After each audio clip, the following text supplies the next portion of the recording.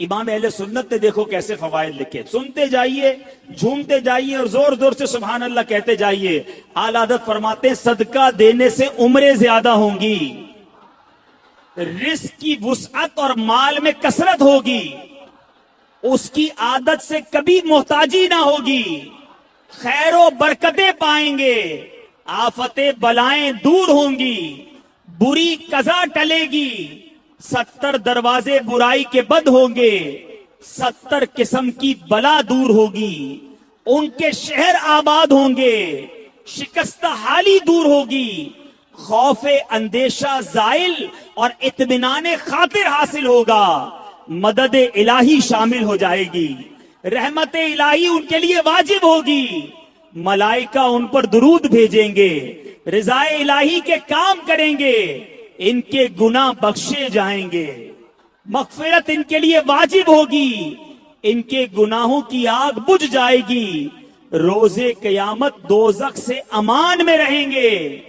آتش دوزخ ان پر حرام ہوگی، اور اللہ نے چاہا تو نبی پاک کی نالین کے صدقے سب سے پہلے داخل جنت ہوگا۔ پھر کیوں نہ صدقہ و خیرات کریں، پھر کیوں نہ اللہ کی راہ میں خرچ کریں؟ ارے دیا بھی رب نے ہے، میرے اور آپ کے پاس تو کچھ بھی نہیں نا اپنا، کس نے دیا ہمیں؟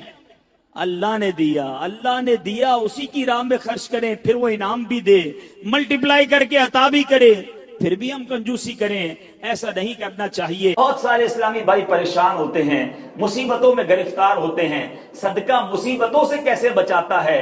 اے میرے پیچھے اسلامی بھائیوں، حدیث پاک ہے، پیارے آقا فرماتے ایک عورت کے منہ میں لقمہ تھا، اپنی پسند کی چیز، اپنی ضرورت کی چیز، اپنے لیے بہترین چیز جو ہو وہ اللہ کی راہ میں خرچ کرو۔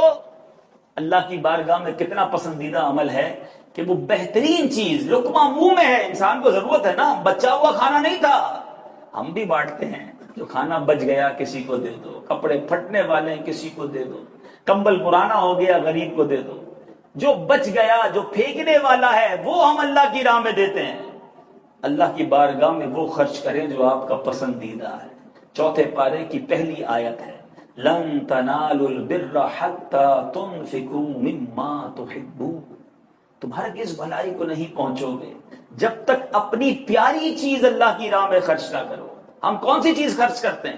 نبی پاک فرماتے عورت کے منہ میں لقمہ تھا، اور اب ایک سائل آیا، ایک فقیر آیا، عورت نے منہ کا لقمہ نکالا اور اس سائل کو دے دیا، اللہ کی راہ میں خرچ کر دیا۔ اب اس عورت کے پاس کچھ عرصے کے بعد ولادت ہوئی، بچہ پیدا ہوا۔ جب وہ بچہ کچھ بڑا ہوا تو عورت کے اس بچے کو بھیڑیا اٹھا کر لے گیا۔ سوچے ماں کے لیے کتنی بڑی تکلیف تھی کہ بالکل شیر خار بچے کو، چھوٹے بچے کو بھیڑیا اٹھا کر لے گیا۔ اللہ تبارک و تعالیٰ کی بارگاہ میں اس نے فریاد کی، میرا بیٹا میرا بیٹا۔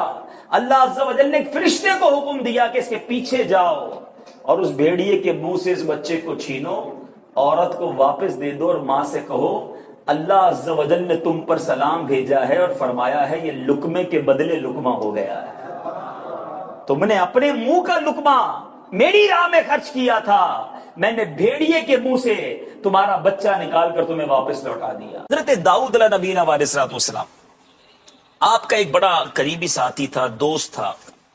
ایک بار ملک الموت آئے اور کہا کہ حضور آپ کے اس جو ساتھی ہے نا اس کی عمر اب ایک ہی دن رہ گئی ہے، 1-2 دن بعد ہی چلا جائے گا۔ اب بڑے افسردہ بھی ہوئے، لیکن موت کا وقت مقرر ہے۔ 2 دن گزر گئے، 3 دن گزر گئے، مہینہ گزر گیا، بندہ صحیح سالم آپ کے سامنے، آپ حیران، اللہ کے نبی۔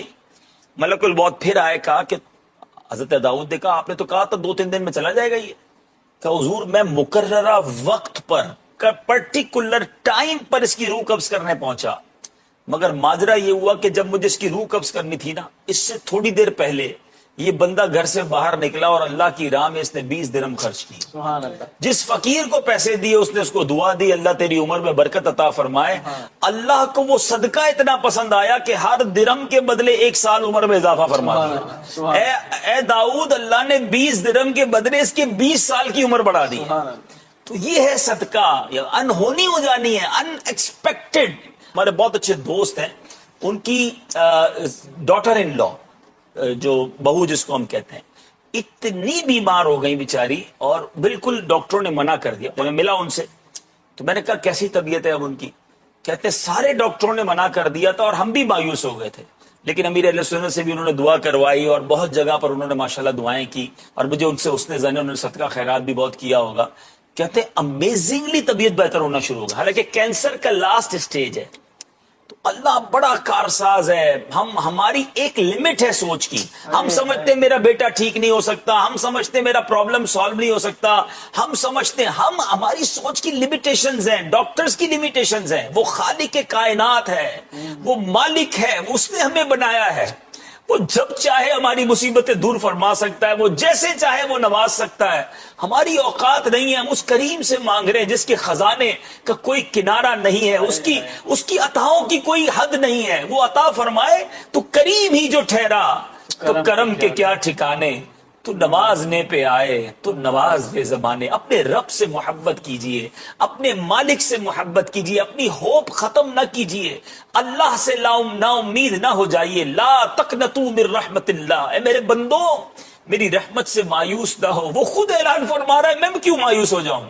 میں اس سے مانگی جاؤں کہ اللہ ہوں گناہگار, تو نے اتنا اچھا بنا دیا, اتنی نعمتیں دے دی ہیں, اب اس عطا کو جاری رکھنا, اس کرم کو جاری رکھنا. میرے مالک میری بات بنائی رکھنا, میری عزت بچائی رکھنا. میرے عیبوں پر پردہ ڈالا ہے, اے اللہ اس عیب کو چھپائی رکھنا. وہ کریم ہے اور ضرور انشاءاللہ وہ کرم فرمائے گا. بس ہم اس کی راہ میں عبادت بھی کرتے رہیں, اس کی فرما برداری بھی کرتے رہیں, اسی نے حکم دیا ہے تو اس کی راہ میں خرچ کرتے رہیں. سیدنا اکرمہ رضی اللہ تعالیٰ عنہ فرماتے ہیں کہ ایک ملک کا بادشاہ بہت ظالم اور کنجوس تھا, بڑا ظالم بادشاہ, اور ایسا عجیب و غریب کنجوس کہ اس نے اعلان کر دیا کہ میرے ملک میں اگر کسی نے مسکین یا فقیر کو صدقہ کیا تو اس کے کوئی غریب کی مدد نہ کرے, اگر ایسا کوئی کرے گا تو میں اس کے ہاتھ کاٹ دوں گا.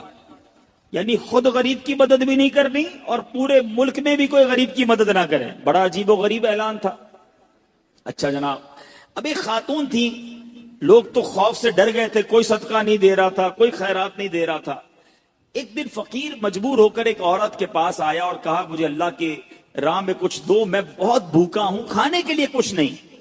وہ عورت نے بھی بادشاہ کا اعلان سنا ہوا تھا, وہ بھی ڈری ہوئی تھی. اس نے بھی صدقہ دینے سے اس نے سوچا کہ صدقہ دوں گی تو میرے بھی ہاتھ کٹ جائیں گے, لیکن فقیر نے کہا مجھے اللہ عز و جل کی رضا کی خاطر کچھ تو کھانے کو دے دو. وہ التجا کرتا رہا, آخر اس عورت کے دل میں رحم آ گیا. اس عورت نے اس فقیر کو صدقہ دے دیا, کھانے کو دے دیا. اب 2 روٹیاں دی اسے کھانے کو. فقیر روٹیاں لے کر دعائیں دیتا ہوا چلا گیا. بادشاہ کو پتا چل گیا کہ ملک میں ایک ایسی عورت ہے جس نے کسی فقیر کو صدقہ دیا. اس نے اپنے بندے بھیجے اور اس خدا ترس رحم دل عورت کے دونوں ہاتھ کاٹ دیے گئے. اس کے دونوں ہاتھ کٹ گئے.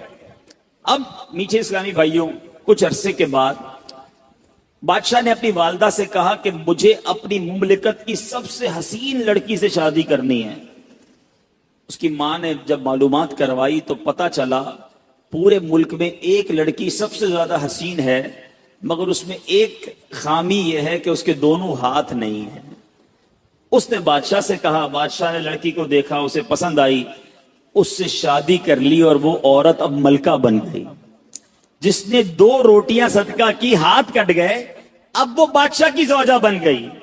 بڑی زندگی آرام سے گزرنے لگی, مگر ایک اور امتحان اس کی زندگی میں باقی تھا. پھر کیا ہوا کہ کیونکہ اور بھی اس کی بیویاں تھیں بادشاہ کی, نئی نویلی دلہن کے ساتھ بادشاہ بہت وقت گزارتا, بڑی نوازشات کرتا. دوسری جو بیویاں تھیں وہ حسد کرتی تھی. ایک مرتبہ بادشاہ طویل عرصے کے لیے ملک سے باہر گیا تو بادشاہ کی بیویوں کو اچھا موقع ملا.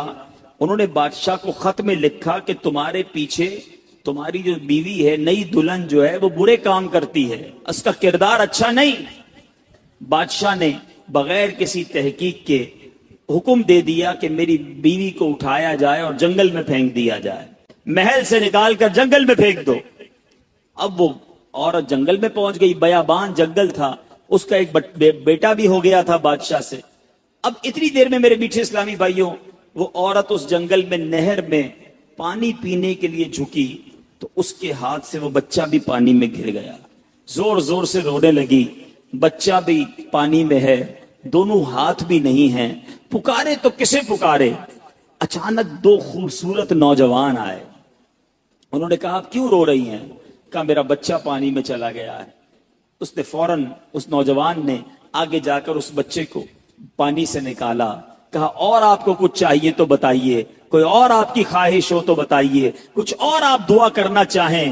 تو اس عورت نے کہا کہ میرے ہاتھ مجھے واپس مل جائیں. ان نوجوانوں نے دعا کی, اللہ تعالیٰ نے دونوں ہاتھ بھی اسے واپس کر دیے. اب وہ نوجوانوں نے اس عورت کو کہا کہ آپ جانتی ہیں ہم کون ہیں, ہم دونوں کون ہیں؟ تو عورت نے کہا میں تو نہیں جانتی, البتہ یہ معلوم ہے آپ کی برکت سے میرا بچہ بھی مل گیا, میرے ہاتھ بھی واپس آ گئے. وہ دو نوجوان کہتے ہیں ہم تیری وہی 2 روٹیاں ہیں جو تو نے غریب سائل کو دی تھی. صدقہ اللہ کی راہ میں خرچ کرنا کب کہاں کام آتا ہے. اس عورت کو 2 روٹیوں کے بدلے 20 روٹیاں نہیں ملی. حضرت رابعہ بصریہ کو 20 روٹیاں ملی تھی. ہو سکتا ہے کوئی کیلکولیشن کرنے والا کہے یار میں 1000 روپے دوں گا 1,00,000 روپے مل جائیں گے. نہیں ملے, مگر اس کو ہاتھ واپس مل گئے, بچہ واپس مل گیا. کیا معلوم مجھ پر اور آپ پر کوئی بلا آنے والی ہو, کوئی مصیبت آنے والی ہو, کوئی بیماری آنے والی ہو, اگر اللہ کی راہ میں صدقہ دیں, کسی غریب کی مدد کریں اور اس کے دل سے دعا نکلے اور اللہ کریم ہم سے وہ مصیبت کو ٹال دے. تو اے میرے میٹھے اسلامی بھائیوں, مدنی چینل کے ناظرین, بعض اوقات جب صدقہ اور خیرات کی بات آتی ہے تو بعض لوگوں کے ذہنوں میں یہ بات آتی ہے میں تو خود غریب ہوں, میں تو خود پریشان ہوں, میں تو خود نوکری کرتا ہوں, میں تو خود کرائے کے گھر میں رہتا ہوں, ارے میں صدقہ اور خیرات کیسے دوں؟ یہ غلطی ہے میرے میٹھے اسلامی بھائیوں. یاد رکھیے اللہ تبارک و تعالیٰ کی بارگاہ میں اخلاص دیکھا جاتا ہے. رب کی بارگاہ میں کوانٹٹی نہیں کوالٹی دیکھی جاتی ہے. کوئی لاکھوں صدقہ کرے, اخلاص نہیں, اس کے صدقے کا کوئی فائدہ نہیں. کوئی 1 روپیہ صدقہ کرے اور اللہ کی رضا کے لیے اخلاص کے ساتھ کرے, کیا معلوم وہی روپیہ اس کی مغفرت کا ذریعہ بن جائے. تو نیت بارگاہ الہی میں دیکھی جاتی ہے. یہ گویا اللہ سے کاروبار ہے. اس کو خرچ کرتے وقت دل میں ملال نہ لانا. اللہ نے تھوڑے دیے ہیں, تھوڑے خرچ کرتے رہو, جب وہ زیادہ عطا فرمائے زیادہ خرچ کرتے رہو. اللہ کی راہ میں خرچ کرتے رہا کرو, وہ رب کریم تمہارا ملٹیپلائی کر کر بہت زیادہ بڑھا کر تمہیں عطا فرمائے گا. سیدنا عطا رحمت اللہ تعالی اپنے والد سے روایت کرتے ہیں کہ ایک مرتبہ ایک زمانے کے جو مشہور بزرگ تھے حضرت سیدنا ابو مسلم خولانی رحمت اللہ تعالی, آپ کی زوجہ محترمہ نے آپ سے کہا کہ حضور گھر میں آٹا بالکل ختم ہو گیا ہے اور کھانے کے لیے کچھ بھی نہیں ہے. تو آپ نے فرمایا کیا تمہارے پاس کچھ رقم موجود ہے کہ جس سے کچھ آٹا خریدا جا سکے؟ انہوں نے عرض کی کہ میرے پاس 1 درم ہے جو میں نے اون بیچ کر حاصل کیا ہے. آپ نے فرمایا اچھا وہ 1 ہی درم مجھے دے دو, میں بازار سے جا کر آٹا لے آتا ہوں اور پھر تم نے روٹیاں بنا لینی ہیں. اب آپ آٹے کے لیے 1 درہم لے کر گھر سے جا رہے ہیں. ذرا پوزیشن سمجھیے گا ناظرین کہ گھر میں کھانے کو نہیں ہے, 1 ہی درہم ہے اور اس 1 درہم کا آٹا لینے یہ بزرگ جو ہیں یہ بازار جاتے ہیں. مگر ابھی دکان پر پہنچتے ہیں کہ ایک فقیر آتا ہے, ایک غریب آتا ہے اور عرض کرتا ہے کہ حضور یہ درہم مجھ پر صدقہ کر دیجئے. اللہ اکبر, 1 ہی درہم ہے اور وہی صدقہ کرنے کے لیے کہا جا رہا ہے. اللہ والوں کے دل کتنے بڑے تھے, رب عز و جل کی رحمت پر بھروسہ کیسا تھا. وہی 1 درہم جو ہے آپ نے اس فقیر کو دے دیا. مگر پھر سوچا کہ میری زوجہ کیا کہے گی کہ میں آٹا لینے گیا تھا اور رقم میں نے دے دی. شرم کے مارے انہوں نے کیا کیا کہ ایک جگہ لکڑی کا کام ہو رہا تھا, اس لکڑی کا جو برادہ ہے وہ خالی تھیلے میں بھر لیا تاکہ گھر والے خالی تھیلا دیکھ کر پریشان نہ ہو جائیں. مگر ایک شرمندگی بھی تھی کہ اب وہ روٹی کے انتظار میں ہیں. اپنے گھر گئے اور دروازے کے اندر وہ تھیلا رکھ کے خود باہر چلے گئے. کافی دیر تک باہر گویا سڑک پر گھومتے رہے اور دیر سے واپس گھر پہنچے. تو جب گھر گئے تو اندر جا کر دیکھا کہ کھانا تیار ہے, روٹیاں گرما گرم موجود ہیں اور آپ کی زوجہ محترمہ آپ سے کہتی کہ آپ کہاں چلے گئے تھے, میں نے کھانا تیار رکھا اور آپ ابھی تک نہیں آئے. آپ حیران ہوئے, پوچھا یہ روٹیاں کہاں سے آئیں؟ تو آپ کی زوجہ نے کہا کہ یہ اسی آٹے کی روٹیاں ہیں جسے آپ لے کر آئے تھے. آپ نے کہا آٹا تو زوجہ نے کہا کہ جی جو آپ تھیلا لائے تھے اس میں شاندار آٹا موجود تھا. آپ نے اللہ عز و جل کا شکر ادا کیا. اللہ عز و جل نے میری عزت رکھ لی کہ میں نے اللہ کی راہ میں صدقہ کیا. رب عز و جل نے وہ مٹی کے برادے کو آٹے سے تبدیل کر دیا. ایک بار دو بزرگ حضرت سیدتنا رابعہ بصریہ رضی اللہ تعالی عنہا کے یہاں حاضر ہوئے اور یہ نیت تھی کہ حضرت رابعہ بصریہ کھانا کھلائیں گی, ان کا تو کھانا بھی رزق حلال پر مبنی ہوگا. اب حضرت رابعہ بصریہ کے پاس دو ہی روٹیاں تھیں. اب دو بزرگ تھے, بھوک بھی لگی ہوئی تھی. وہی دو روٹیاں آپ نے دسترخوان پر ان دونوں بزرگوں کے سامنے رکھ دی. ابھی روٹیاں رکھی تھی کہ دروازے پر دستک ہوئی. کسی سائل نے کہا کہ اللہ کے نام پر مجھے کچھ دیا جائے. حضرت رابعہ بصریہ نے مہمانوں کے آگے سے دو روٹیاں اٹھائیں اور اس سائل کو دے دی.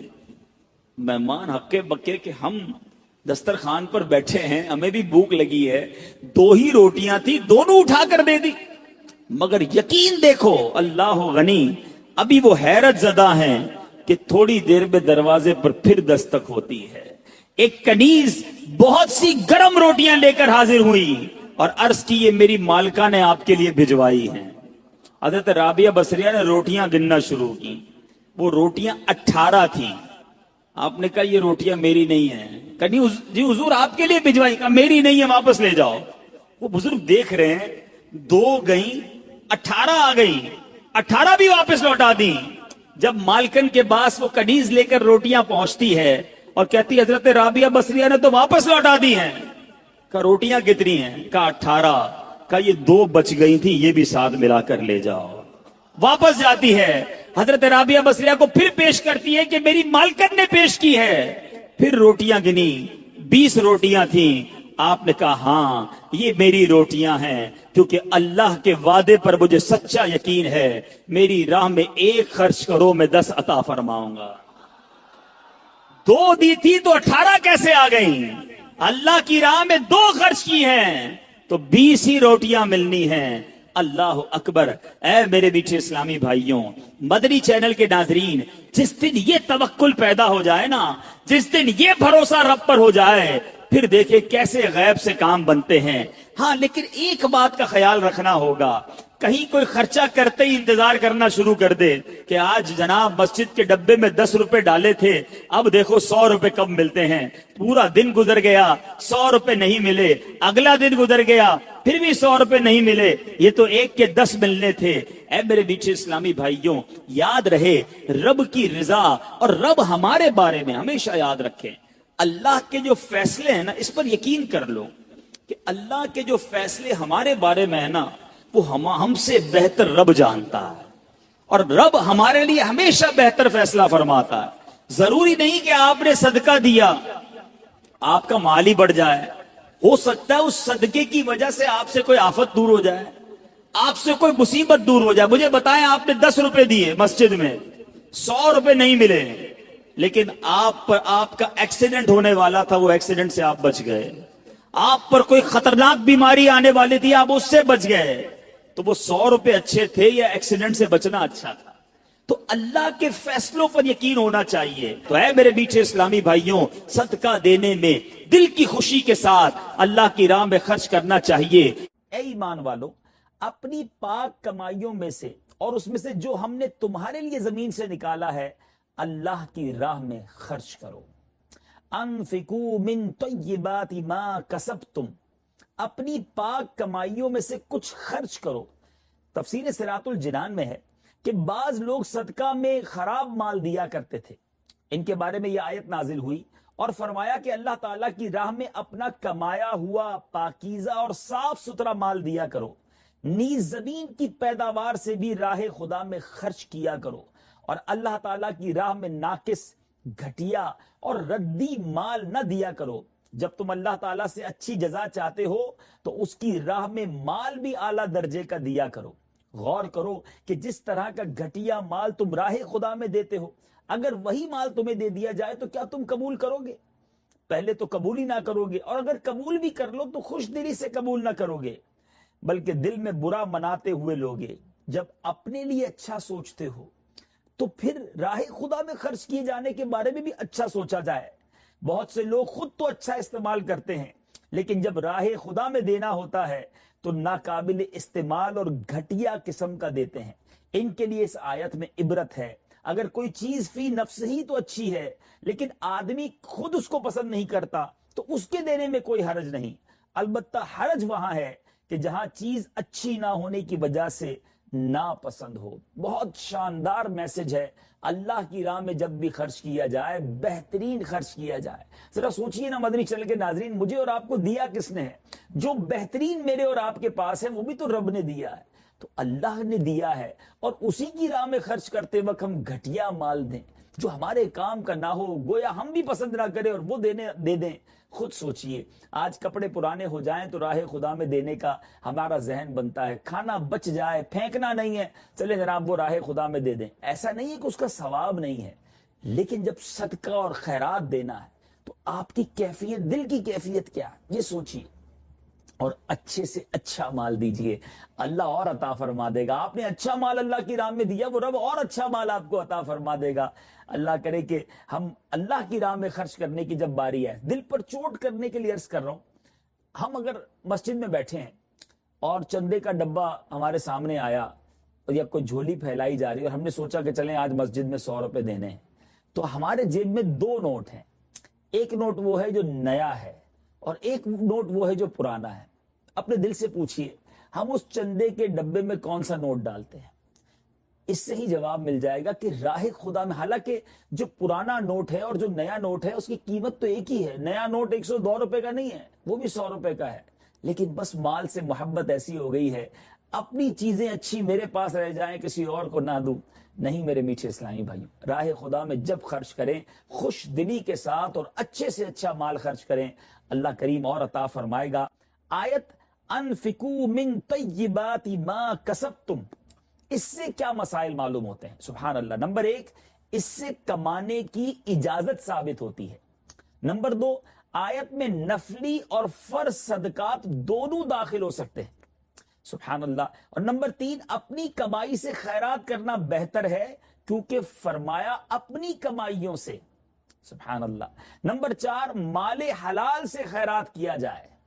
اور نمبر 5, سارا مال خیرات نہ کرے بلکہ اپنے خرچ کے لیے بھی رکھے, جیسا کہ مما میں سے کے لفظ سے معلوم ہوتا ہے کہ مال میں سے جو ہم نے خرچ کرنا ہے, تو اس سے پتا چلا کہ سب خیرات نہ کر دے, کچھ اپنے لیے بھی بچا کے رکھے.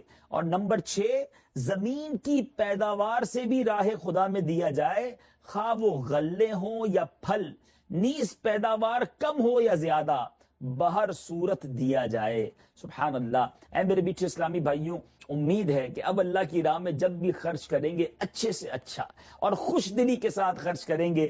اس آیت کے شان نزول کے بارے میں بھی کچھ سنتے ہیں. تفسیر روح المعانی میں ہے کہ حضرت علی رضی اللہ تعالیٰ عنہ فرماتے ہیں کہ یہ آیت زکوٰۃ کے متعلق نازل ہوئی. کچھ لوگ اپنے خرموں کے 2 حصے کر دیتے تھے, کھڑے علیحدہ اور ردی علیحدہ. جب صدقہ وصول کرنے والا ان کے باغ میں پہنچتا تو ردی میں سے دے دیتے. اس پر یہ آیت کریمہ نازل ہوئی کہ اللہ کی راہ میں اچھا والا دیا جائے. تفسیر در منصور میں ہے کہ ایک بار نبی پاک علیہ الصلوۃ والسلام نے لوگوں کو صدقے کا حکم دیا. بعض لوگ ردی خرموں یعنی کھجوروں یا چھواروں سے اس کے خوشے لے کر حاضر ہوئے, یعنی صدقہ دینے کے لیے ردی پھینکنے والے جو ہوتے ہیں, تو اس بارے میں پھر یہ آیت نازل ہوئی. اے میرے میٹھے اسلامی بھائیوں, اب یہاں صرف مسلمانوں سے خطاب کیوں ہے کہ ثواب کے مستحق تو مسلمان ہی ہے نا. کفار کیسا ہی نفیس مال خرچ کریں ان کے لیے کوئی اجر نہیں ہے. اللہ اللہ. اے ایمان والو تمہیں مبارک ہو. ہم اللہ کی راہ میں خرچ کریں تو جنت کے خزانے منتظر ہیں, اللہ کی رحمتیں ملنی ہیں. سبحان اللہ. اے مسلمانوں, اعلیٰ چیز خرچ کرو. مفسر شہیر حکیم الامت حضرت مفتی احمد یار خان نعیمی اس آیت مبارکہ کی تفسیر کے تحت ارشاد فرماتے ہیں, اے مسلمانوں, راہ خدا میں اپنی حلال اور کھری کمائیوں اور اپنی زمین کی پیداوار میں سے اعلیٰ چیزیں خرچ کرو. سبحان اللہ.